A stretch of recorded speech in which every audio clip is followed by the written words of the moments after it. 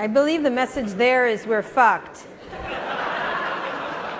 I am not a scientist, but I believe that's... Sounds like we're in trouble, though. I think they're big asteroids. Yeah, big ones, yeah. Anyway, we wanted to have Nathan come out today because that was a really interesting story in the New York Times, and I called him and I said, can you just come and talk about what you did there? And it was great because he really, he gave a speech many, many years about tsunamis in the ocean, which everyone sort of ridiculed, and he turned out to be right. So yeah, he's given speeches about Hawaii splitting in half and how dinosaurs managed to have sex. Yeah, so we thought it was kind of an interesting, especially given our next guest. And we're really pleased to have him here. I've been driving him crazy to come. I bother him at parties. How does that make him different than anyone else? Nobody. But I really bother Elon a lot. But we had him a couple of years ago at the All Things Tea conference. It was one of our biggest, best interviews. He was great. It was great right now to bookend him with Jeff Bezos and him in terms of visionaries in the internet. And I think a lot of people think that of Elon. He's doing some very exciting and substantive things with both of his companies, SpaceX and Tesla. And so, without further ado, Elon Musk. Thank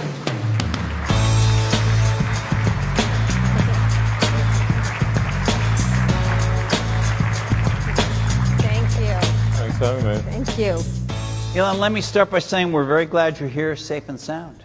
Thanks. Unfortunately, I had to start a bit late. I was I flew here with the landing gear down because it was like some kind of landing gear issue. Landing gear was stuck? There's some kind of warning light, and my pilot said that if they retracted the landing gear, it may not go back down again. So I thought this happens, probably best to leave it down. This even happens to you? Yeah. Okay. Anyway, we're happy to wait for you, and we're glad you got here safe. Well, thanks for having me. It's great to see you guys. Thank you for coming. I really appreciate it. You kept your promise, which was nice. Of course. I think you were drunk when you promised me, but that's okay.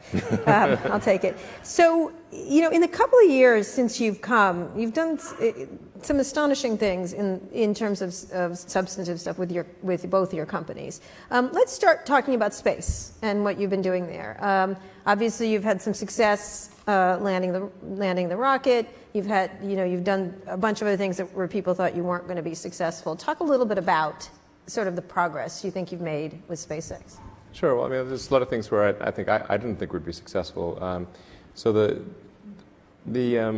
probably and the most significant thing is being able to land an orbit class rocket boost stage and bring it both back to Cape Canaveral, land on land, and be able to land on a drone ship out in the ocean. There is a bit of an education process that's needed to understand orbital dynamics, because a lot of people are confused of like, why the heck are you landing a rocket on a ship in the ocean? That seems pretty inconvenient. And the reason is because that going up and staying up is actually about velocity horizontal to the Earth's surface. So there's a huge difference between space and orbit. Like space, you could think of as like, say, being the international waters boundary for the Pacific Ocean. Like if you go, 100 miles offshore, you're technically out of coastal waters. Now you're in the Pacific. Right. So it's like technically you're in the Pacific, but orbit is like circumnavigating the globe. Right. It's a really giant difference, and the reason that things go up and stay up is because you're zooming around the Earth so fast that your outward radial acceleration is equal to the inward acceleration of gravity. And so those balance out and you have a net zero gravity. So when you see the space station, the thing that's little sort of counterintuitive is that the space station is actually zooming around the Earth at 17,000 miles an hour. Even though it seems like it seems really still, but it's moving really, really fast. To put that into perspective, a bullet from a .45 gun, handgun, is just below the speed of sound. So the space station is going more than 25 times faster than that. And that's what's needed actually to go up and stay up. And that's why there's the term escape velocity, not escape altitude. There's no such thing as an escape altitude. There's only an escape velocity. You need to be a certain speed to escape the gravity of the Earth. Yeah, you can think of gravity as kind of a funnel in space-time. or think of it like a coin funnel. Like it's very much like that but it's obviously a sort of a four-dimensional coin funnel. But if you spin a marble or a coin on a coin funnel, when it's far out, it sort of spins slowly, and then as it gets closer, it spins faster and faster. And if you were to start at the bottom of the coin funnel and you wanted to exit, you'd spin it horizontally, and it would spin out, and that's really how you get to orbit. So how does the that gravity relate well to is like a funnel. Why you want to land on a ship in the ocean? Because in order to get to orbit, all that matters is your horizontal velocity. Your altitude doesn't really matter. In fact, the force of gravity at say the sort of nominal boundary of space, 100 kilometers, is almost exactly the same as it is on the surface of the Earth. It's a few percent lower than the surface of the Earth. So in order to go up and stay up, the only thing that matters is how fast are you going horizontal to the Earth's surface. So you have that outward radial acceleration, or think of it maybe like tetherball or something like that. It's really that outward acceleration is the thing that matters. And so when the rocket is going to orbit, the only reason it's going up is to get out of the thick part of the atmosphere. Because at high velocity, the atmosphere is thick as molasses. And so it goes up very briefly, but if you look at a long exposure of the rocket's trajectory, you'll see it goes up, but immediately curves over and starts going horizontal. And so at the point at which the stages separate, there's two stages. The primary boost stage, which is the most expensive part of the rocket, the point at which that staging occurs can be as high as Mach 10. But it's going away from the launch site at 10 times the speed of sound. So in order to get back to the launch site, you would have to have enough fuel and oxygen to reverse out that velocity and boost back all the way to the launch site. And you just don't have, the physics of it don't really allow you to have that much. It's not about saving money on fuel or anything, it's just physically impossible. Because another sort of thing about if you're in space is that there's nothing to react against. So, whereas an aircraft can circle very easily because it's reacting against air, in vacuum there's nothing to react against. So the only way to go back the other direction is to apply just as much energy as it took you to go. If you want to go backwards, you have to apply just as much energy as it took you to go forwards. Mm-hmm. In fact, well, twice as much, really, because you've got to zero it out, and then you've got to... So you've got to land elsewhere. Yeah, so bottom line is this thing is zinging out to sea at 10 times faster than a bullet. It may well be over the ocean, because the ocean covers most of the... Oh, it's actually, at the point of separation, it's not that far away. It's maybe 100 kilometers away from the launch site, but it is going like hell in the opposite, away from the launch site. So the only way to really land it is to have it continue on that arc, that ballistic arc, and then land far out to sea on a ship that's pre-positioned to a particular latitude and longitude, very, very precise, to within about a meter. And then the rocket will then go from vacuum through rarefied air at hypersonic velocity. You have to use nitrogen jets to control the attitude and position. And then as it starts to encounter the air, we use grid fins, because grid fins look like sort of like a waffle. They work quite well across a wide regime, from both very high velocity hypersonics through supersonic, transonic, and subsonic. So it's hard to have aero surfaces that work well across that entire regime. And then, so once the aero forces become high, it uses the four grid fins to sort of control its attitude. To land itself. Yeah, it's controlling it's controlling pitch, yaw, and roll with the grid fins. And then those grid fins will then position it to where it's fairly close to the ship, and then it will light, in this case, 3 of the 9 engines to arrest the velocity, and then drop to 1 engine for precision right before landing. Right. Okay. So super that was hard. maybe a bit of a long explanation. But okay, what we're going to get to is that's super fucking hard. There's a video. So why is that important? Why has this moment been important for you? Well, so in order to reuse the boost stage, which is about 70% of the cost of the rocket, so which cost is that? How much is that? Well, I mean, it's sort of on the order of $30 to $35 million. Right. So you want to save that? Yeah. I mean, it's like I tell my team, it's like imagine there was a pallet of cash that was vomiting through the atmosphere, and it was going to burn up and smash into tiny pieces. Would you try to save it? Right. Probably yes. Yes. Okay. Yeah, that sounds like a good idea. Right. Okay. So we want to get it back, and that way we don't have to make another one. Right. And I think it's quite tragic if rockets get smashed into tiny pieces and land at the bottom of the ocean. So can I ask you a question? We've been going to space for 50 years or something like that. Yeah. Nobody until you started doing this, and Jeff Bezos' company has done it. The government never sort of saved the rockets. Yeah.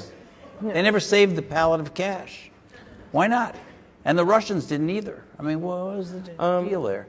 Yeah, I mean, there was some attempt made to do that with the space shuttle, but there was no return. It's the first time that a rocket boost has returned to launch site from an orbital mission, and certainly the first time that there's been a landing on a ship out to sea. But the regular rockets that went up that weren't designed like planes never tried to do this. Right. The plane thing is not a good idea in my view. The plane, and the reason I think is, like, intuitively it seems like a plane should work, but actually if you consider that really every mode of transport has a design that is appropriate to its medium. And if you're in space, wings are not very useful because there's no air. And then if you want to go somewhere other than Earth, there's also no runways. So these are important considerations. So that's why when they went to the moon, they used propulsive landing. Right. But what I'm saying was when they built the space shuttle, it sort of looked like a kind of bulbous I think that appealed to Congress. Yeah. Yeah. They went, cool. That's cool. Yeah. It looked like an airplane. Can you explain Jeff Bezos? Good one. Jeff Bezos was here last night, and I asked him, what's the difference between what you're doing and what Elon Musk is doing? And he said, well, I think we have, I think he used the word like-minded in the general sense of it, and then he went on to explain some differences. But he talked about, and correct me if I'm misquoting him, but I think he was saying, this is all about laying the foundations of being able to do greater things by getting the basic infrastructure of being able to reuse these rockets down right. Is that correct? Do you have a similar starting point from him and your thinking process? I think there's certainly some similarities of opinion. I think both Jeff and I believe that it's important for the future to be a spacefaring civilization and ultimately be out there among the stars. And I think that's the exciting, inspiring future that I think certainly people in this room want, and anyone. Well, particularly after seeing that the asteroids are going to destroy this planet. I mean, I don't view it as I think when I say multi-planet species, like that's really what we want to be. It's not like still being a single planet species but moving planets. It's really being a multi-planet species. And having civilization and life as we know it extend beyond Earth to the rest of the solar system and ultimately to other star systems. I think that's the thing. That's the future that's exciting and inspiring. And I think that's what, you need things like that to be glad to wake up in the morning. Like life can't be just about solving problems. Like there have to be things that are inspiring and exciting that make you glad to be alive. So what, in the immediate time frame, what is your goal for SpaceX now that you've done this, which is a huge accomplishment? What is the plan for you in the immediate time and then the longer range? Sure. So so we plan to refly one of the landed rocket boosters, hopefully in about 2 or 3 months, something like that. And then so that'll be an important milestone. So far, the stages are looking like quite good, even though they come through quite. It's a really difficult re-entry situation, but they're looking like they're in good shape. And we now have 4 of them. So we want to start reflying them, towards the end of summer, and then hopefully by the end of this year we'll be launching Falcon Heavy, which will be the most powerful rocket in the world by more than a factor of 2. Mm-hmm. So Falcon Heavy will be on the order of 5 million pounds of thrust on liftoff, which is about 2/3 the size of a Saturn V. Oh, really? Yeah. So that's the rocket that took the astronauts to the moon. Right. Exactly. So, in fact, we're launching from the same pad, from the Apollo 11 pad. Wow, yeah. That's amazing. So you're hoping to launch that Falcon Heavy by the end of this year, you said? Yeah, that's our aspiration. That's somewhat of a delay from when you first hoped to launch it, right? But I mean, it's not like we had a lot of pressing customers who wanted us to launch it. Okay. So in fact, the first launch will not have any operational satellites. It'll be a demonstration launch. Mm-hmm. And the first operational flights where customers actually want us to launch it are next year. Whereas there's a lot of customers who want us to launch Falcon 9. So about a quarter of our flights are for NASA, but 3/4 are for commercial satellites, like broadcast and communication satellites, or science missions for other countries. And there's quite a backlog, and we had an issue with the rocket last year, so that put about a 6-month hold in our schedule. So we're sort of backlogged on our launches, and we're trying to get them out as quickly as we can, and service our customers. So the launches will take place, every 2 to 4 weeks. There's quite a high launch cadence. That's a much faster cadence than NASA had, right? Yeah, it'll be more launches than anything else in the world. So more than Russia, more than Europe, more than China by next year, certainly. And largely to deliver customers' satellites. Yeah, there's a lot of broadcast and communication satellites that are going to geosynchronous orbit, mm-hmm.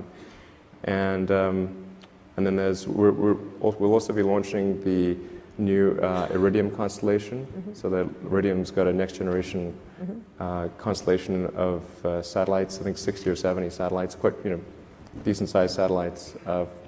That'll be, I think, many orders of magnitude improvement over the current Iridium system. So we'll be able to have global broadband. So that'll be a whole bunch of launches, and and then next year we'll be flying Dragon version 2, which is the one that's capable of taking up to 7 astronauts to the space station. Mm-hmm. And in fact, Dragon 2 really it's a propulsive lander as well, and it'll be it's intended to carry astronauts to the space station, but it's also capable of being a general science delivery platform to anywhere in the solar system. So where are you going with it? Well, we're going to send one to Mars in 2018. Okay. Now let's talk about wait. 2018, that's for sure. Yeah, a couple of years. Okay. Now, will you be on that flight? No. You have talked about this. You said you want to die on Mars, just not on landing, right? Is that correct? Well, I mean, I think if you're going to choose a place to die, then Mars is probably, not a bad choice. All right. But you're not ready. It's not some sort of Martian death wish or something. But yeah, I mean, if you're going to be born on Earth, die on Mars. So sending this up to Mars 2018, right? Sending this up to Mars 2018, when will someone like you get there from your plans? Sure. So the 2018 mission would be our Dragon version 2. Right. And that I wouldn't recommend traveling to Mars in that, because the trip for Dragon would be on the order of 6 months. It's a long time to spend in an SUV, I think. It can be done, but probably not ideal. And it also doesn't have the capability of getting back to Earth. Right. That seems more important than the space. Yeah, we can put that in the fine print. Yeah. Sorry. It's like the side effects in a drug ad. By the way, We Cannot get back to Earth. yeah, Yeah, we saw the movie. We Yeah. saw what happened. He got back. yeah, so it was good. I actually enjoyed the movie. So Do you think he could have gotten back like that? Was that plausible? Well, I thought there was some connection. It was like 80% scientifically correct. But they did connect a series of improbable events. Such as? Say. Well, I mean, I don't think you can sort of just take off from Mars on an unguided rocket, really, and then prick your finger on the spacesuit and navigate to a spaceship. Right? Yeah. Not impossible, just extremely unlikely. So the Sandra But if Bullock you're movie. but if you're Matt Damon, maybe. Maybe. You have some mad skills, Yeah, for yeah. sure. So when will people like yourself get there? And I assume you'll be first in line for that. Yeah, so later this year in September at the IAC, which is the big sort of world space conference, industry space conference, I'm going to be presenting the architecture for Mars colonization. So I think what really matters is being able to transport large numbers of people and ultimately millions of tons of cargo to Mars. And that's what's necessary in order to create a self-sustaining, not really self-sustaining, but a growing city on Mars. I'm curious, have you been to space yet? No. Why? I mean, you could just go up, right, for a little bit, or not? I could, I suppose. Yeah. No? Why haven't you? Like I walked think I around will the at some moon or point. something? Or Yeah, well, yeah, probably will. will you do a moon test well. before you go to Mars? Yeah, I mean, I'll probably, I don't know, go to orbit in 4 or 5 years or something like that. But- Again, space and orbit are very different things. But on the Mars thing, would you send up 2 or 3, whether it's you or not? I kind of would prefer it if you tried it, frankly, but Sure. Because it would be exciting. But would you send up some people before you do this whole architecture for colonizing Mars? Just a handful of people to kind of see what. I mean, the basic game plan is like we're going to send a mission to Mars with every Mars opportunity from 2018 onwards. So, and they occur approximately every 26 months. So, we're establishing cargo flights to Mars that people can count on for cargo. And it's like I said, the Earth-Mars orbital rendezvous is only every 26 months. So there's one in 2018, there'll be another one in 2020. And I think if things go according to plan, we should be able to launch people probably in 2024 with arrival in 2025. Soon. Is that a more certain schedule than United Airlines? Well, I don't know. Well, he hasn't There's been on certainly some United uncertainties Airlines for associated with that. So, To launch the first of the Mars And colonial transport system with I want to get people. back to what you said. Bigger than Very the big. Saturn V? Yes. Twice as big, or what? September, I'll tell you. Not going to say anything till September? Come on. Very big. Come on. Has to be very big. How big is very big? So big.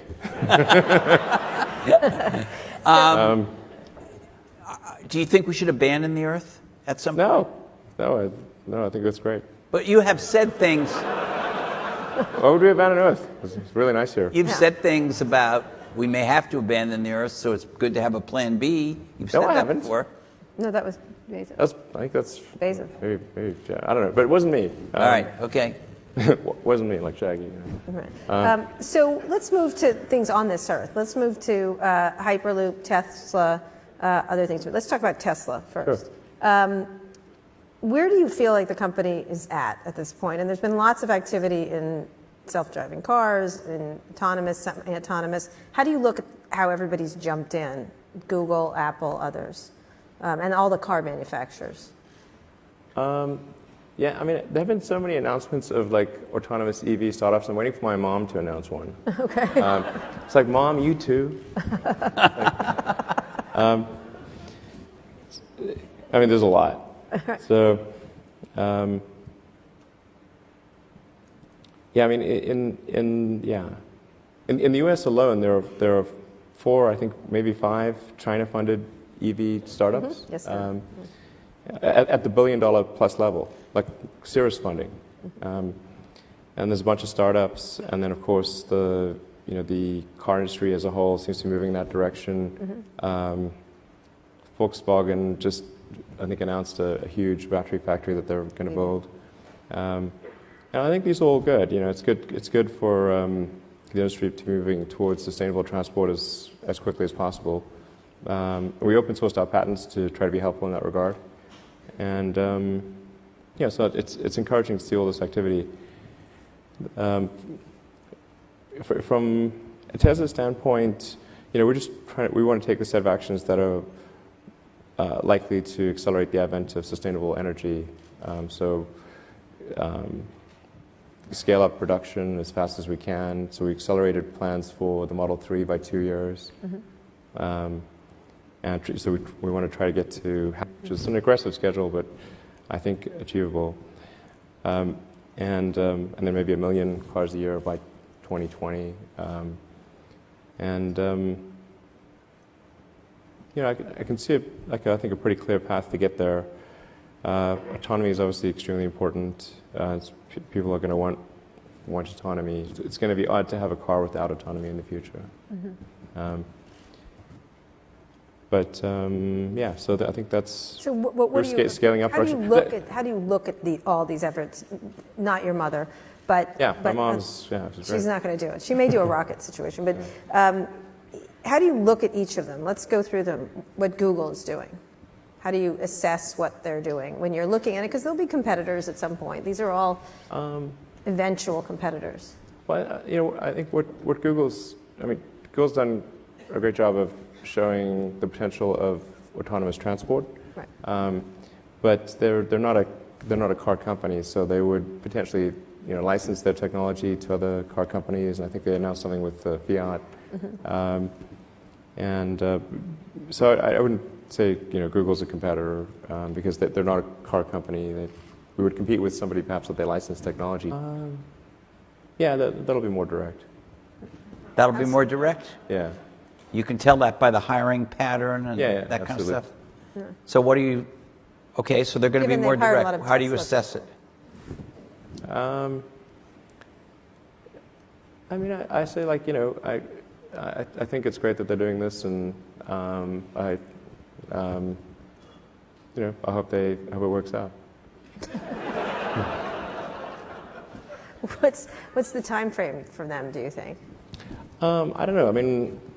I think they should have embarked upon this project sooner, actually. But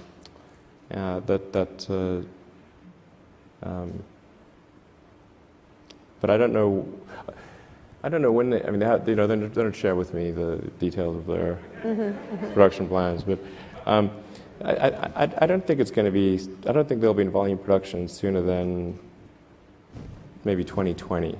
That'll be like the soonest. And is that too late? When you say they should have embarked sooner, is that because 2020 will be too late to stop you or beat you or compete with you or what? No, it's just like it's a missed opportunity. It's just it'll be over by 2020? No, it's just like it's a couple of years. I think they'll probably make a good car and probably be successful. The car industry is very big, so it's not as though there's one company to the exclusion of others. There's like a dozen car companies in the world of significance. So, and the most that any company has is approximately 10% market share. So it's not like somebody comes up with a car and they're suddenly like they kill everyone else. It's not that way. And the sheer scale of automotive manufacturing is just, it's hard to appreciate until you see the plants. I mean, they're gigantic. Yeah, like the I industrial, have seen the plants. Yeah, I mean, the sheer size of the industrial infrastructure is staggering. Not just the assembly plant, but everything else that goes. Yeah, the supply chain, exactly. The assembly plant is just a little engine tip of the plant. iceberg, really. Yeah, The assembly plant is literally the tip of the iceberg. phenomenal. The supply chain is, once you go to tier 2, tier 3, tier 4 suppliers, that's probably an order of magnitude more than the final assembly. So you think Google will not be a competitor? Apple directly. probably will be a direct competitor. Yeah, sure. What about the car companies? I think they'll all be competitors. Yeah, sure. Who do you see out there that has done a nice job so far? Mercedes or GM Of what? of a competitive car? of the incumbents. Potentially competitive car, I guess. I mean, I don't think anyone's. I mean, you tell me if you disagree, but I don't think yet that any of them have made a great electric car. Okay. They, presumably will continue to improve on what they've done so far, and then at some point they may make a car that's a great car, but no, they haven't done that yet. Can I ask you about batteries for a second? Yeah, sure. So you're building this gigafactory, right? It's built. It's not completely built. okay, but part of it's up A and big running. chunk of it's built, yeah. Part of it's up and It's a running. really gigantic thing. It's like when the Gigafactory's done, it'll be the largest footprint building of any kind in the world. Of any kind, not just factories, literally of any What is kind. this? The largest rocket, the largest building? I mean, Well, I mean, I think it's not scale for scale's sake. It's just like if you say, well, we want to accomplish these goals, then you kind of have to make a big thing. So, okay. You've got this big thing. It's this big, giant building. Right. Yeah. It's going to make batteries. The batteries it's going to make are lithium. We're going to have an opening. Well, it's not technically an opening party since it's been operating for a little while, but we're going to have a party soon. You guys maybe want to come. We can come? All right, Yeah, good. sure. We'll come to the Can they- battery It's party. pretty- But they can't I come. love It's worth seeing. This They is can't like come, right? Just this Yeah. is crazy. No. This is like an alien dreadnought. It's really nutty. Because I love a battery party, but Yeah. right, but talk about where it's going. Are these lithium-ion batteries? Yeah, sure. So they're the same batteries that's in our No. phone? No. No. Please explain. Yeah. So lithium. Have you made a battery breakthrough is something I'm interested in. Yeah, I mean, generally, there's so much nonsense out there about batteries. Like, you can believe about 1% of what you read, maybe. Lithium-ion covers a very broad range of technologies, and you can have an enormous difference in the power density and the energy density and the cycle life between one chemistry and another. They can be really enormously different. So what you really actually want to ask is, what is the cathode and what is the anode? Right. So in our case, That's right. Okay. I just put it in the lithium is PlayStation actually for my kids. 2% of the cell mass. So it's like the salt in the salad. It's a very small amount of the cell mass and a fairly small amount of the cost. But it sounds like it's big because it's called lithium ion, but it really, like, our battery should be called nickel graphite because it's mostly nickel and graphite. Okay, and It's nickel, cobalt, aluminum, but battery the other little things, and graphite with a silicon oxide layer. battery on the anode. efficiency or power that the power that you can store in a certain mass seems to be moved very slowly, at least compared to we're used to Moore's law pushing integrated circuits faster. Batteries kind of are always in our consumer devices always lagging behind. You've built this giant thing, the biggest building in the world has ever seen. It's not fully built, but yes, it's You're building it. pretty the big biggest chunk is building the built. world So has yeah, ever seen. yeah. To make batteries. Your whole business depends on batteries in these cars. Have you figured out a way to do some significant increase in the yield of energy from a given amount of space in the battery? Well, yeah, I mean, the energy density is increasing sort of maybe on the order of like 5-ish% per year. And it doesn't sound like much, but you add that up over a number of years with compound interest. It ends up being quite a significant number. And a lot of people sort of think that, oh, well, we just sort of cobbled together some laptop batteries and somehow made a great car. But if it was that easy, then I think we would have quite a few competitors who did the same thing. But it's really quite a lot harder than that. It's a cylindrical form factor, but the internals of the battery are quite different from what you would find in a laptop. And will be increasingly different with what's built at the Gigafactory, which is highly optimized for automotive, and has improved energy density. But mostly, it's not the energy density that's the issue, because you can buy, if you buy a Model S today, the range is around 300 miles, and that's quite a lot. So it's pretty rare that people really need to go more than 300 miles at a time without stopping. Right. So I don't think we really have a range issue. And we could make a 400-mile range car today. Like, that wouldn't be too big of a deal. Is decreasing the cost per unit of energy of the battery packs, so you can make the car affordable. That's actually the important thing. So there's really two main dimensions along which cost optimization and making something available to the mass market can be achieved. One is design iteration, going through multiple versions of something, and then the other is economies of scale. And you kind of need both of those things in order to make a compelling mass market product. And you look at like cell phones and how many design iterations have we gone through with cell phones, and look at the scale at which they're made, which is enormous, and that's what enables everyone to have a supercomputer in their pocket. So speaking of that, the sales, when you're talking about the sales, you have booked how many orders for?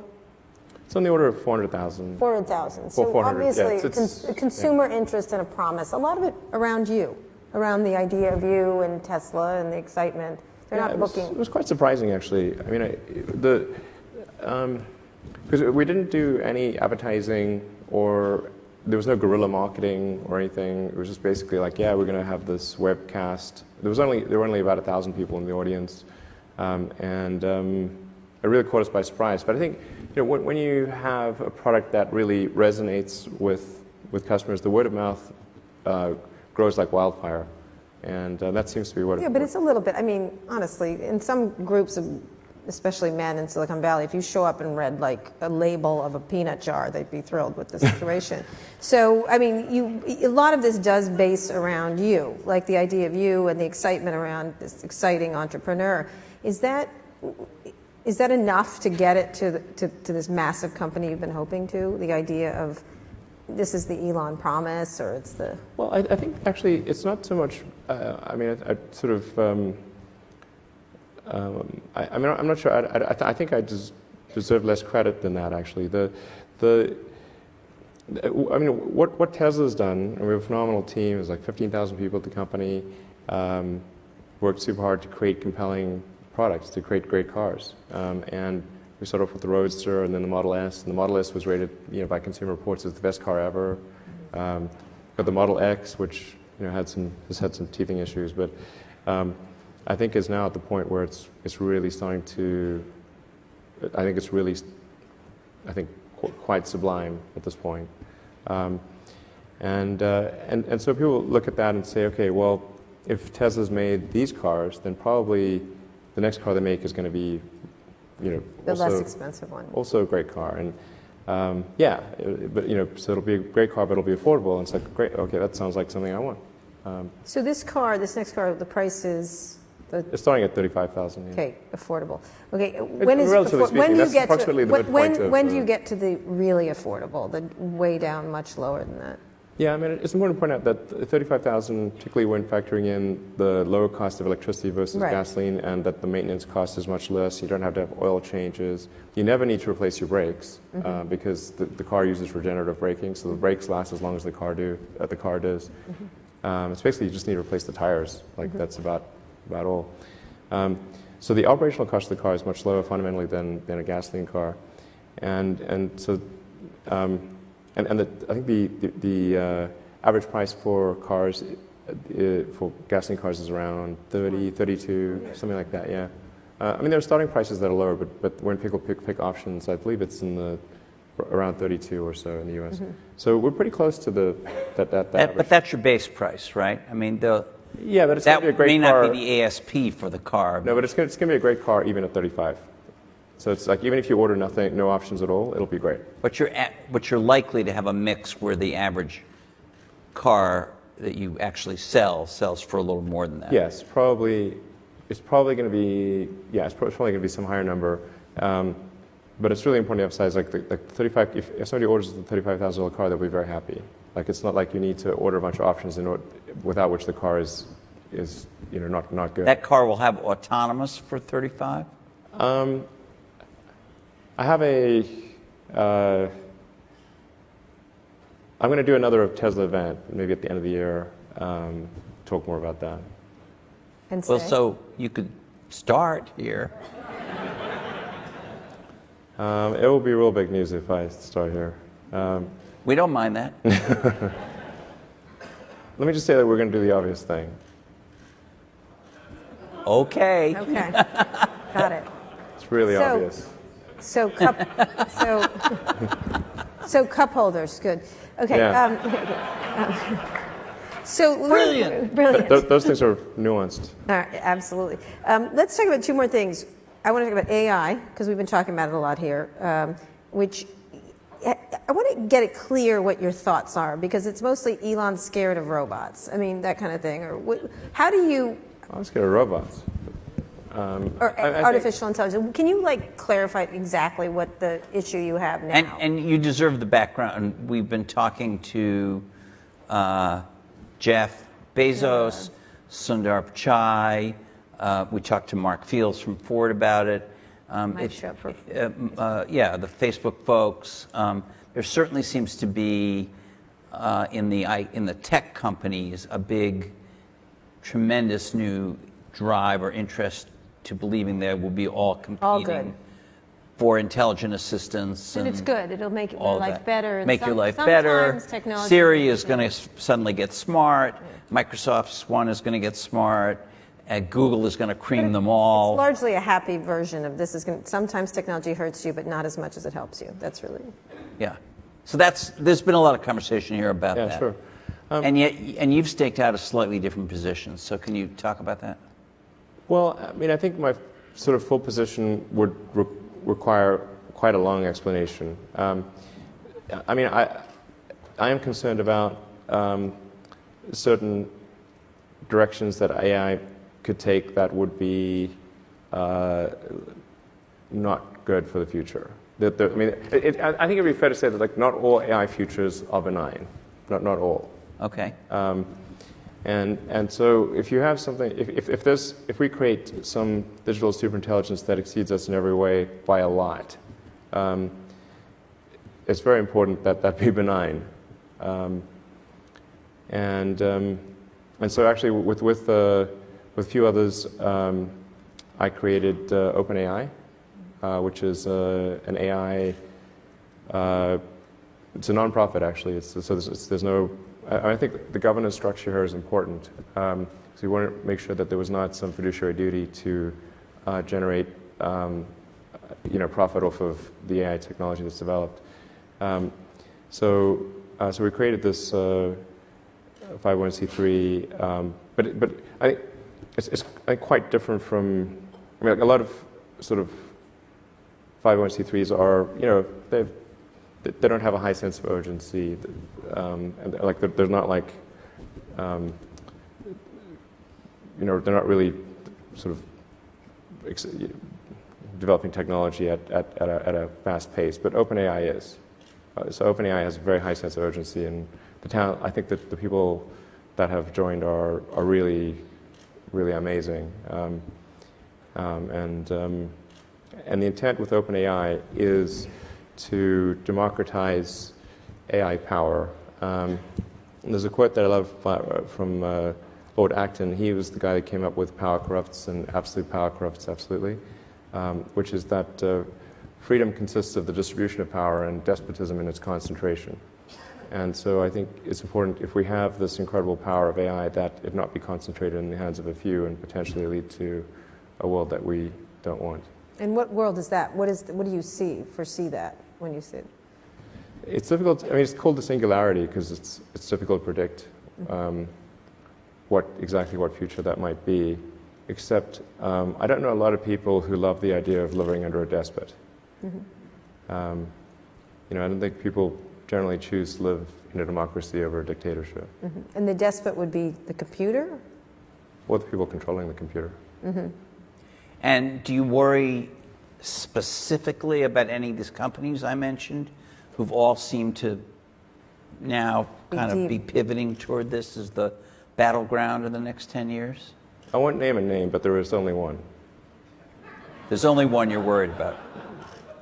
And they're not preoccupied with making a car that will compete with you, I assume. There's only one. And tell me, this is an It's interesting... it's not about competing. This is sort of like what would be the point of competing for, mutual destruction? It's like it's not about competing. It's really just about trying to increase the probability that the future will be good. That's all. So the goal of OpenAI is really just to take the set of actions that are most likely to improve the positive futures. Like you can think of the future as a set of probability streams that branch out and then converge, collapse down to a particular event, and then branch out again. And there's a certain set of probabilities associated with the future being positive and different flavors of that. And at OpenAI, we want to try to do whatever we can to guide to Do you worry that by making this open, some bad actors may use some of what has been developed to do bad stuff with the power of AI? I mean, that is certainly a good rebuttal to that. However, I think if AI power is widely distributed, and there's not, say, one entity that has some super AI that is 1 million times smarter than anything else.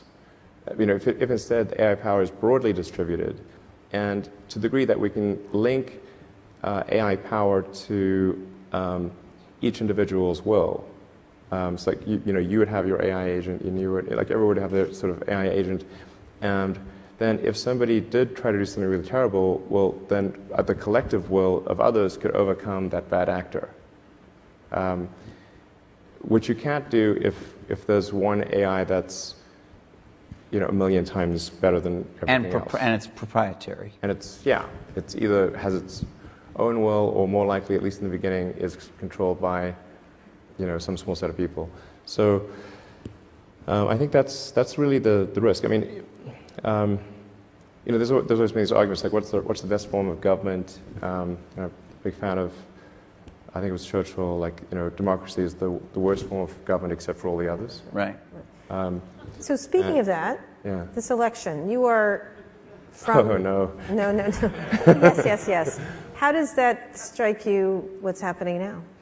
You've come to this country, you're a naturalized citizen? I think I'm glad that the framers of the Constitution saw fit to ensure that the president was someone who was captain of a large ship with a small rudder.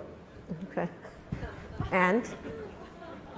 There's a limit to how much harm any given president. Are you sure about that? Oh, yeah. Yeah. So you're not worried about, are you backing either of the candidates at this point? Try to stay out of this situation. Because? I don't think that's the finest moment in our democracy. Well, given that it's not the finest moment in our democracy, do you think the best thing is to stay out? Or we'll see. To get in? I'm not sure what I could do to head off the worst. I'm not sure how much influence I could have as one person on the outcome.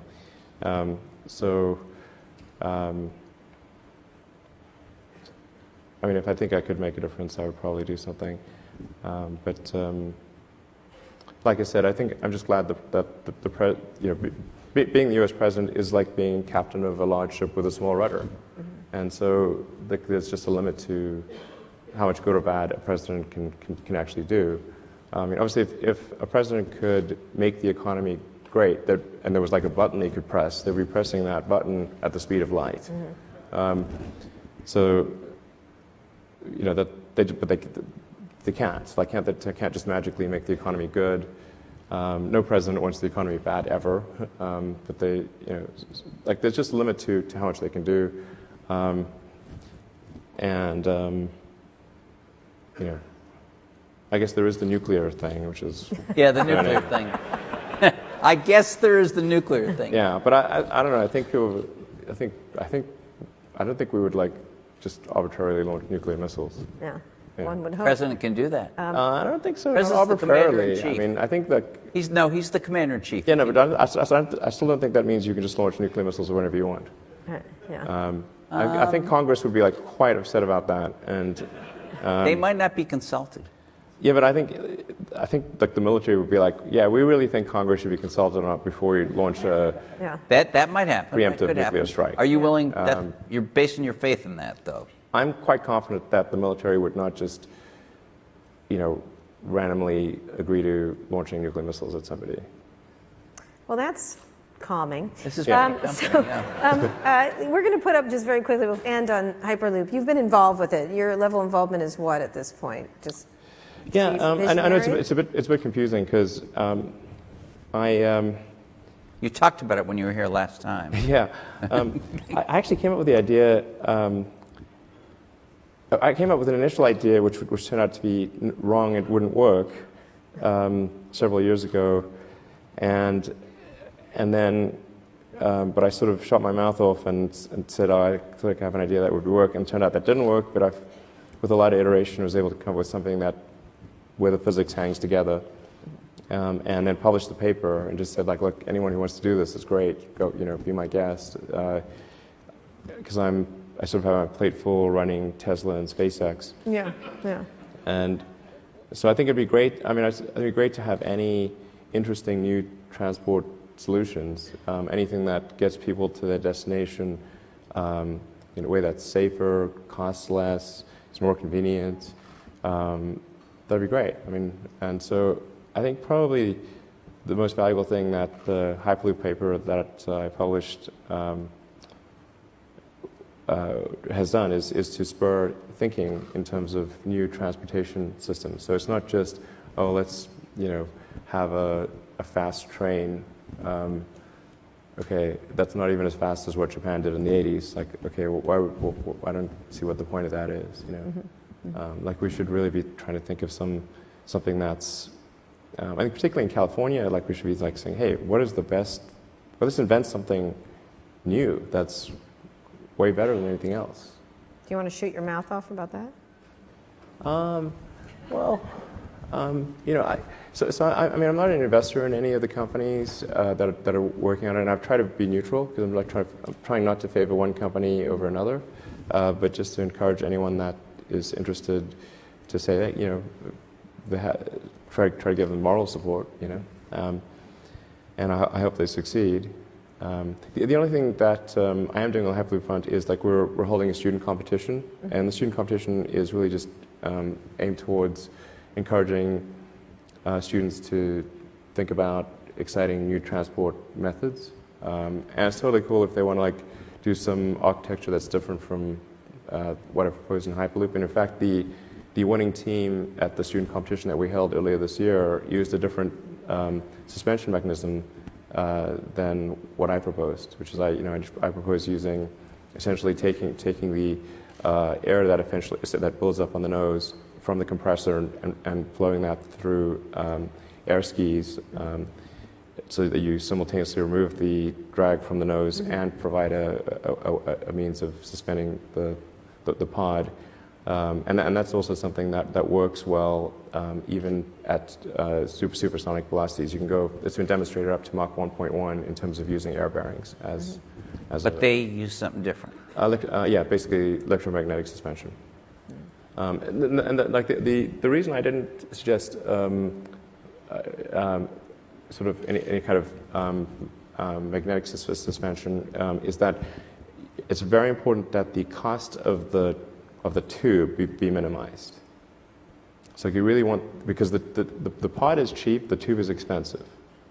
So if you want to go, say, 400 miles and in two directions, so you've got 800 miles of tube. The critical economic optimization parameter is the cost of the tube. So you want that tube to be as low cost as possible. And so if you do anything that requires action on the tube side, it's going to make that tube much more expensive. So if you use air bearings, it doesn't change. Like, that's real cheap. Yeah, so... You think this is going to happen? Yeah, I think something like that. I think something will happen in the future. I think if the companies that are trying to make it happen now, if for whatever reason that doesn't work out, then I think I might do something myself in the future. I don't want to do something. I don't want to sort of front run them. It's like, say, here's this free idea, and then meanwhile I go and do it myself. That wouldn't be nice. So, but if a bunch of people, if companies don't try it and it doesn't work out, then I think I'll try to just at least do a demonstration system. Okay, last question. Do you think tech has gotten more serious? How do you look at the tech landscape as someone who's well known? You probably qualify as a visionary. The concept. Where do you imagine we are right now in the tech space? And then we'll get to questions from the audience. I think there's a lot of innovation happening in many different areas. The advancements in AI, I think, are quite astonishing. The advancements in genetics are amazing.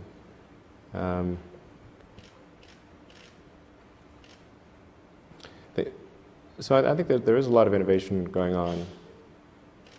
I think that there's probably a few too many talented entrepreneurs in kind of the internet space, and I think their talent actually would be better served in some other industries.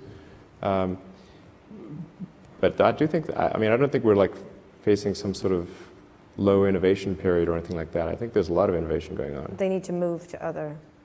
I just think there's like, if you had some ideal distribution, it would probably be fewer. Like, there's just a lot of talent focused on the internet, and probably some of that talent would it'd be better to have some of that talent in other industries. That's about all. But there's tremendous amount of innovation that's happening. It's something that I think is going to be quite important. And there's not. I don't know of a company that's working on it seriously. Is a neural lace. So going back to the AI situation, this is quite an important debate. Like, if you assume any rate of advancement in AI, we will be left behind by a lot. And so then we could be in, benign situation, but even the benign situation, if you have if you have ultra intelligent AI, we would be, so far below them in intelligence that it would be like, a pet, basically. Pet, that's what I was thinking. Like a pet. Cat. Like a cat. Elon, like the a house cat. Yeah, it would be like the house cat. Right. That's not the end of the world, It's just, Well, sort of pet. I've seen the movie. It could be. Yeah. It could be. But honestly, that would be the benign scenario. Mm-hmm. And So house cat is okay. I don't love the idea of being a house cat. Okay. But that. So what's the solution? Yeah. So I think I think it's to essentially. I think one of the solutions, the solution that seems maybe the best one, is to have an AI layer. If you think of, like, you've got your limbic system, your cortex, and then a digital layer, sort of a third layer above the cortex, that could work well and symbiotically with you. Just as your cortex works symbiotically with your limbic system, your sort of a third digital layer could work symbiotically with the rest. This is something that's surgically inserted or bred into the species, or what? The fundamental limitation is input-output. So we already have, we're already a cyborg. It's just that, I mean, you have a digital version of yourself or partial version of yourself online in the form of your emails and your social media and all the things that you do. And you have basically superpowers in that with your computer and your phone and the applications that are there. You have more power than the President of the United States had 20 years ago. Like you can answer any question, you can video conference with anyone Right. anywhere, you can send a message to millions of people instantly. You know, you just do incredible things. And but the constraint is input output. So we're I/O bound, particularly output bound. I mean, like your output level is so low. It's like, particularly on a phone, like your two thumbs are sort of tapping away. Our input is much better because we have a high bandwidth visual interface to the brain. Like our eyes take in a lot of data. So there's many orders of magnitude difference between input and output. So mostly, effectively merging in a symbiotic way with digital intelligence revolves around eliminating the I/O constraint. So it'd be some sort of direct cortical interface. And you called it a neural lace? Neural lace, yeah. It's totally not Google Glass, right? No, I'm talking about No, but something it's which... like you wear it? Or you... No, I mean, it would be... I mean, there are a few ways to approach this, but some sort of interface directly with your cortical neurons particularly. But doesn't that imply surgical insertion? Not necessarily. You could go through the veins and arteries because that provides a complete roadway to all of your neurons. Your neurons are very heavy users of energy, so they need high blood flow. So you automatically, with your veins and arteries, have a road network to your neurons. Still some kind of surgery, right? Yes, but you could insert something, basically, into the jugular and have. It gets macabre, but it sounds really easy and. It doesn't involve skull off or anything like that. That's good. Yeah. And plus, you're not a house cat anymore, right? Not a house cat. So, right. I mean, essentially, if we can figure out how to establish a high bandwidth neural interface With ourselves. with your digital self, effectively, then you're no longer a house cat. All right. On that note, Well, just one closing thing. I mean, I think it's probably the benign outcome. That's probably the best outcome, I think. Are you interested in exploring this possibility that you have just laid? So somebody's got to do it. I'm not saying that I will, but somebody's got to do it. I mean, somebody should do it. And I mean, if somebody doesn't do it, then I think I should probably do it. But. And the goal of this is to prevent there being an external AI, particularly one controlled by a small group of people that could be so much more powerful and intelligent than we are that the house cat it would be godlike in its situation capability. occurs. Yeah. Well, this has been really cheerful. Thank you. Yeah. But if we can establish... I was worried about asteroids at the beginning of this. I mean, asteroids are a low probability existential threat on the time scale that's relevant to us. okay. Okay. This is different. This requires urgency. So, what do you do for fun? Yes, this is much more Elon, urgent. what do you do for fun? What do you do? Anything? I play video games with my kids. All right, that sounds good. Let's get some questions for Elon. Elon the house cat. I watch movies, that Right. kind of thing, normal things. Why don't we start over here? Yeah, hi. I think this last question by Carl just did that. I want to know, how do you live through the stress that kind of conversations we just heard that you went through, and kind of ambitions that you carry, and then how do you adjust to the everyday work-life balance, etc., things that in your life? So a little bit of your personal side, actually. So you're very busy. How does that work? Yeah, I mean, I am sort of in kind of work triage mode a lot of the time. So, I don't know, it seems to be, as long as there's not like a crisis simultaneously at SpaceX and Tesla, it's okay. But, companies are, I mean, the situation in any given company, particularly when, if it's sort of growing fast and sort of quasi-startup, it's somewhat sinusoidal. So that, I mean, it's okay if the waves don't crest together, When that does happen, then that's a huge strain. But right now things are like, motoring along okay, and I have like the context loaded for both companies, and I can sort of see a path to a good outcome. So I feel pretty good right now. But there've been super stressful times in the past. And then I always try to reserve time for my kids because I love hanging out with them. Kids are really great. I mean, they're like the 99% of the time they make you happier. Their kids are awesome. Yeah. Then there's that 1%. 1%, 1%. But like it's of anything in my life, I would say, kids by far make me the happiest. I don't know if I agree. Yeah, it's great. I agree. Yeah. So I hang out with them the thing is, a lot of times kids are kind of in their own world, so you don't need to they don't want to talk to their dad for hours on end generally. I've noticed that. Yeah.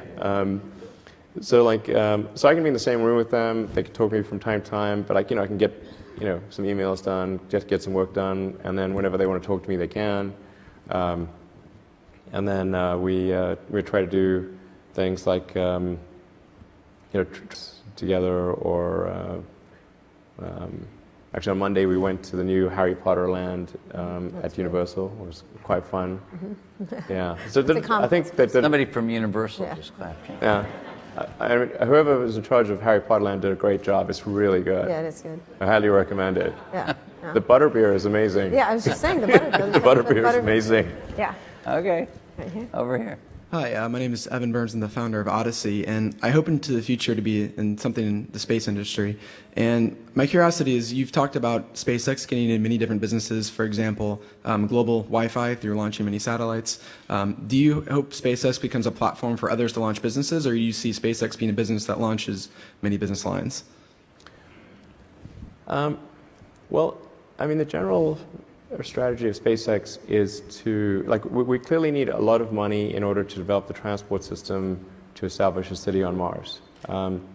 So, we're kind of gathering revenue, Earth-based revenue that's,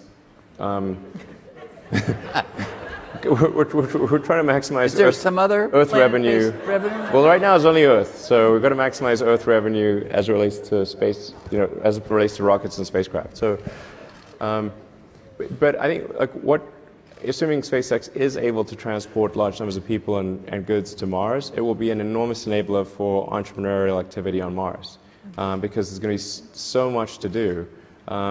Everything from creating the first iron ore refinery to the first pizza joint to, something that doesn't even exist on Earth. It's kind of like when the Union Pacific crossed, and everybody thought, Union Pacific, what a stupid idea. There's nobody living in California. Well, okay, now there's quite a lot of people living in California. So just you need the transport link. And so what SpaceX is trying to do is establish a transport link, and then try to create a fertile environment for entrepreneurs on Mars to flourish. And I think that will be an amazing expansion of entrepreneurial. How long would it take to deliver a pizza from Mars? Well, it's going to be a little cold, I think. But I mean, we can certainly see a way to get to Mars in under 3 months. And I think ultimately you'll be able to get to Mars in under a month. It does get exponentially difficult as you reduce the time. But 3 months is a way to think of it.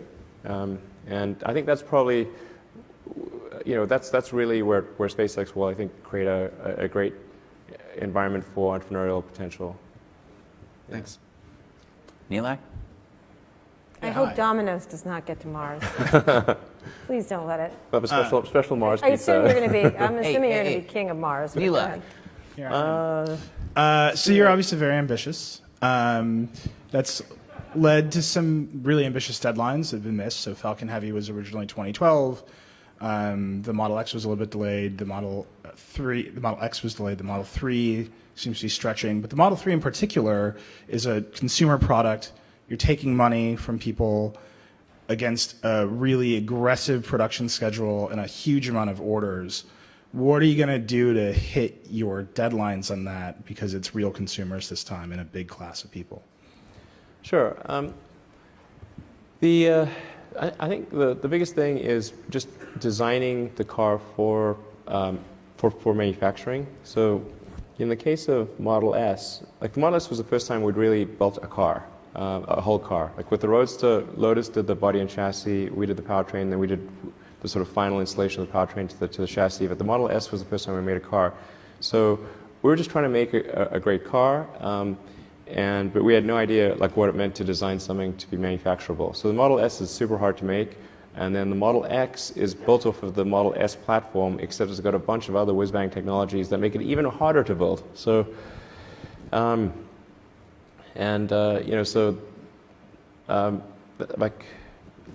definitely we want to do the opposite of what we did with the X, which is make something that is going to be a lot simpler, but still a car that people will love, and where every design decision is factoring in the manufacturability, and making sure that when we design something, that you can manufacture it at volume at an affordable price in the schedule that we're targeting.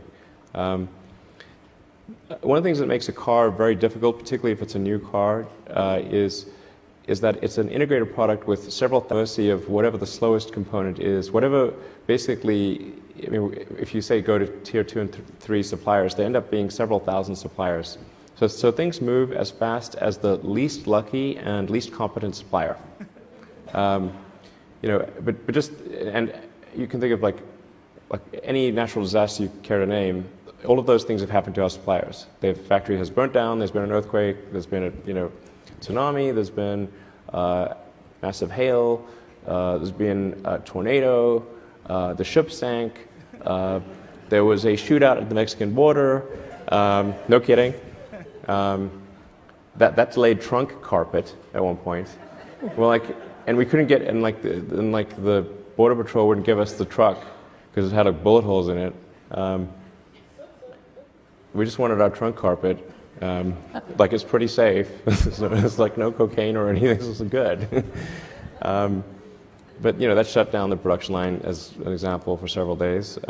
So that's the biggest issue. Is like the supply chain stuff is really tricky. And we're trying to anticipate as much of that as possible, increase our optionality so that there's more internal capability at Tesla. Not that we want to do things internally, but if a supplier is unable or unwilling to deliver the part, we can quickly make that internally. So I think the whole company is geared for that. Right now it looks like we should be able to do that. We expect to. Almost all of the Model 3 design is done, and we're aiming for pencils down basically in about 6 weeks, complete pencils down, and we're tabling all, if there are ideas for future cool things, we'll have it in version 2, version 3, future years type of thing. So overall, I feel pretty good about it. And our supply, particularly our major supplier partners, have been very supportive and are on board. One thing I should say is when I sort of cite a schedule, it is actually the schedule I think is true.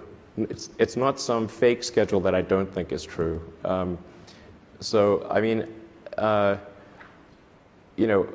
It's never, it's maybe delusional. That is entirely, possible. And maybe it's happened from time to time, but it's never, some knowingly fake deadline ever.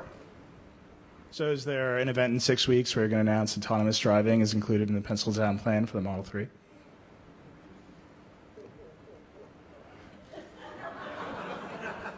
We're not expecting any event in 6 weeks. Josh. Hi. So I have this is a kind of a weird question. I feel like you would be the guy with the right answer for it. There's a sort of a philosophic concept that a sufficiently advanced civilization will be able to create a simulation. Yeah, maybe you've answered this before. A simulation. I've had so many simulation discussions, it's crazy. Okay. So, because in fact, it got to the point where basically every conversation was the AI/simulation conversation. And my brother and I finally agreed that we would ban such conversations if we were ever in a hot tub. Okay. That was like, because that really kills the magic. Hot tub. So the idea is right. Any sufficiently advanced civilization could create a simulation that's like our existence. And so the theory follows that maybe we're in the simulation. Have you thought about this? And a lot. Are we? Even in hot tubs? Know, so much so it had to be banned from a hot tub. Yeah. Okay. It's not the sexiest conversation. Are we in? Are we in? I mean, I think here's, in my mind, like the strongest argument for us being in a simulation, probably being in a simulation, I think is the following. That 40 years ago, we had Pong, like 2 rectangles and a dot. That Right. was what games were. Now, 40 years later, we have photorealistic 3D simulations with millions of people playing simultaneously, and it's getting better every year. And soon we'll have virtual reality, we'll have augmented reality. If you assume any rate of improvement at all, then the games will become indistinguishable from reality. They'll be indistinguishable. Even if that rate of advancement drops by 1,000 from what it is right now, then you just say, okay, well, let's imagine it's 10,000 years in the future, which is nothing in the evolutionary scale. So given that we're clearly on a trajectory to have games that are indistinguishable from reality, and those games could be played on any set-top box or on a PC or whatever, and there would probably be, billions of such, computers or set-top boxes, it would seem to follow that tell me what's wrong with that argument. Is the answer yes? The argument is probably. But I just like, is there a flaw in that argument? I mean, someone. I'm not sure what the error. No. The argument makes sense. So the assumption then is that somebody beat us to it, and this is a game. No. There's a 1 in billions chance that this is based reality. Oh, okay. What do you think? Well, I think it's 1 in billions. Okay. I mean, that seems to be like clearly what it suggests. Right. And actually, I mean, arguably, we should hope that that's true, because otherwise, if civilization stops advancing, then that may be due to some calamitous event that erases civilization. So maybe we should be hopeful that this is a simulation, because otherwise... Because they could reboot it. Well, otherwise, either we're going to create simulations that are indistinguishable from reality, or civilization will cease to exist. Those are the 2 options. I like those odds. Okay. Or it's unlikely to go into some multi-million year stasis. So it's either going to increase or decrease. Hi, I'm Jeetu Patel from Box. 2-part question for you. One is, if you think about fully autonomous vehicles, which have passed through regulatory approvals, have passed through in-city driving and traffic conditions, how far do you think, from a time frame perspective, we are for that becoming reality? And number 2 would be, the second part of that question is, how long before you think it's either illegal or extremely prohibitively expensive for humans to drive on the road? Well, I really would consider autonomous driving to be basically a solved problem. Even in cities like Beijing and... Yeah. Actually, there's really only one area where it's like a little dodgy, and that's basically if you're at roughly the 30 to 40 miles an hour in urban environments, that's difficult to achieve in Beijing. It's like heavy traffic. In dense traffic situations, autonomy is really easy because you can just maintain a set distance from various cars. It's actually quite easy. You're very unlikely to run anyone over because you're just not moving fast enough and you can brake in time. On highways, particularly highways that are that have barriers so that you don't have pedestrians, that's also relatively easy. And like a Model S and Model X at this point can drive autonomously with greater safety than a person right now. Yeah. My point is, when does it get to be where you don't need to be sitting behind a vehicle, and it actually, the way that society starts expecting this is, I can have my 75-year-old mother who doesn't speak any English or doesn't drive, be able to be transported from point A to point B by just sitting in a car by herself and being taken. I know it's technically possible, but how far do you think the regulatory approvals are for that happening? I think we're basically less than 2 years away from complete autonomy. Wow. Wow. Complete. Safer than a human. However, regulators will take, I think, at least another year, and because it's going to depend on what part of the world you're in, because they will want to see billions of miles of data to show that it is statistically true that there is a substantial improvement in safety if something's autonomous versus not autonomous. I don't think that regulators will accept something that's close to, that's sort of approximately as good as a person. I think they'll have to be at least twice as good as a person, maybe 5 or 10 times, better in terms of safety, and that will have to be a statistically relevant data set. So like billions of miles over widely differing roads and situations. So, yeah, so I think it's like probably 3 years before it's approved from a regulatory standpoint, but less than 2 before it is technically possible. And do you think there's a day when it's illegal to drive for humans, or, Well, I mean, we live in a democracy, so presumably that would be a function of the population deciding. I'm not in favor of banning people from driving cars. I'm in favor of freedom and not restricting what people do. But maybe the requirements for a license will get more stringent. I think that seems like maybe a good move. So you have to demonstrate a higher level of skill to drive in order to be allowed to manually drive. Okay, very last question. This is the last Make question. it a good one. We're here. Sorry, Because Elon has to go. Got to make it a great question. Thinking about life on Mars again, how do you think about cultural unification, systems of government, rules of law, establishing those very early on? Well, I think I was just declared king of Mars a moment ago. Yeah. I like that. Yeah. Take it. Yeah, thank Run. you. So I think most likely the form of government on Mars would be a direct democracy, not representative. So it would be people voting directly on issues.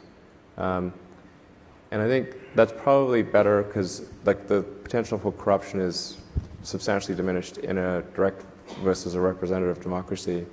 So I think that's probably what will occur. I think there's some. I would recommend some adjustment for the inertia of laws would be wise, in that it should probably be easier to remove a law than create one. I think I would just be I think that's probably good, because just laws have infinite life unless they're taken away. So I think my recommendation would be something like, let's say 60% of people need to vote in a law, but at any point greater than 40% of people can remove it. And any law should come with a built-in sunset provision. If it's not good enough to be voted back in, maybe For the government on Mars. I mean, those would be my recommendations. The direct democracy, where it's slightly harder to put laws in place than to take them away, and where laws don't just automatically live forever. You'll be a good king. Thank you, Elon Musk. Thank you. Thank you. Thank you. Thank you very much. Thanks. All right, nightcap, and tomorrow we have Devin Whaling, Sean Rad, Nick Denton, and our panel, Mistakes Were Made panel, and John Podesta. So I'm sorry if we've had too much content today. We have even more tomorrow. Have some drinks. Thank you. All right. Good night.